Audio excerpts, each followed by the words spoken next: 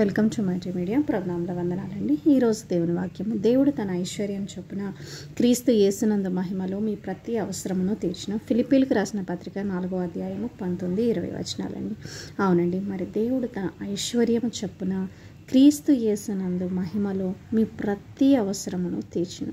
అవునండి, మరి ఒక దైవజనరాలు మరి ఈ సాక్ష్యం చెప్తున్నారండి. ఏమనంటే తను ఒక బిల్ పే చేయాల్సి వచ్చిందంటండి. అది కూడా చిన్న అమౌంట్ కదండి, ఒక 2 lakhs దాకా ఆమె పే చేయాల్సి వచ్చిందంటండి. సో ఆమె ఏం చేసింది అంటే, పలానా డేట్న నేను ఈ అమౌంట్ నేను కడతాను అని విశ్వాసంతో ఆమె చెప్పడం జరిగిందంటండి.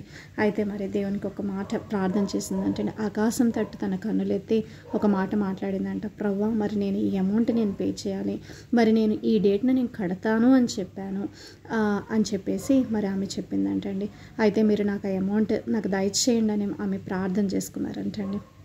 అయితే ఆకాశము తట్టు మరి తన కన్నులెత్తి తను ప్రార్థన చేయడం జరిగిందండి. అంటే తన కన్నులు మనుషుల వైపు కాదు కానీ ఆకాశం తట్టు కన్నులెత్తి ప్రభు వైపు తన కన్నులెత్తుకుని ఆ ప్రార్థన చేసిందండి. అయితే మరి ఆశ్చర్యకరంగా మరొక ఫ్యామిలీ వచ్చారంటండి. వచ్చి, అమ్మ, మీ మూలాన మీ వర్తమానం విని మేము మేలు పొందాము, ఈ అమౌంట్ మీకు ఇవ్వాలి అనుకుంటున్నాము అని చెప్పేసి మరి తను ఎంతైతే అమౌంట్ అనుకుంటున్నారో ఆ అమౌంట్ చెక్ రాసి మరి ఆవిడకి ఇవ్వడం జరిగిందంటండి. నిజంగా దేవుడు ఎంత ఆశ్చర్యమైన కార్యాలు మన మధ్యలో చేస్తారండి.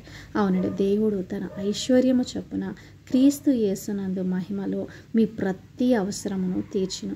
అవునండి, మీరు అనుకుంటున్నారేమో ఈ అవసరత మరి ఇప్పుడు నాకు ఎలాగ తీర్చబడుతుంది, ఈ అమౌంట్ నాకు ఎక్కడ నుంచి వస్తుంది, మరి ఈ కష్టం ఏ విధంగా తీర్చబడుతుంది అని చెప్పేసి మీరు అనుకుంటున్నారేమో. కానీ మీ కన్నులు దేవుని వైపు ఎత్తి మరి మీరు ప్రార్థించండి. దేవుడు తన యొక్క ఐశ్వర్యము, మనం లెక్కించలేనంత ఐశ్వర్యము దేవుడి దగ్గర ఉందండి.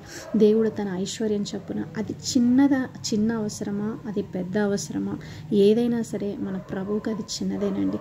దేవుడు తన ఐశ్వర్యము చొప్పున క్రీస్తు యేసునందు మహిమలో మీ ప్రతి అవసరము కూడా తీర్చబడుతుందండి. కాబట్టి మరి ప్రభు వైపు మన కన్నులెత్తుకొని మనం ప్రార్థించినట్లయితే దేవుడు తప్పకుండా మీ అవసరతలను తీరుస్తారండి. మీరు చింతించకుండా మీ చింతను ప్రార్థనగా మార్చి దేవుని వైపు మీ కన్నులెత్తుకోనండి. ఓకేనండి, చిన్న ప్రార్థన చేసుకుందాం.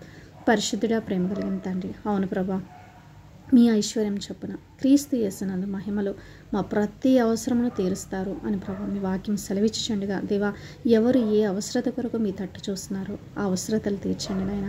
ప్రభా, మీరే సహాయం చేయమని దేవా నేను అడుగుచున్నానయ్యా. దేవా, కృప చూపించండి, దయ చూపించండి దేవా. నాయన ప్రభా, ఎవరైతే ఈ వాక్యం వింటున్నారో వారికి ప్రభా మీరు తోడుగా ఉండి నడిపించమని అడుగుచున్న ప్రార్థన యేసయ్య అతి పరిశుద్ధమైన నామములో అడుగుచు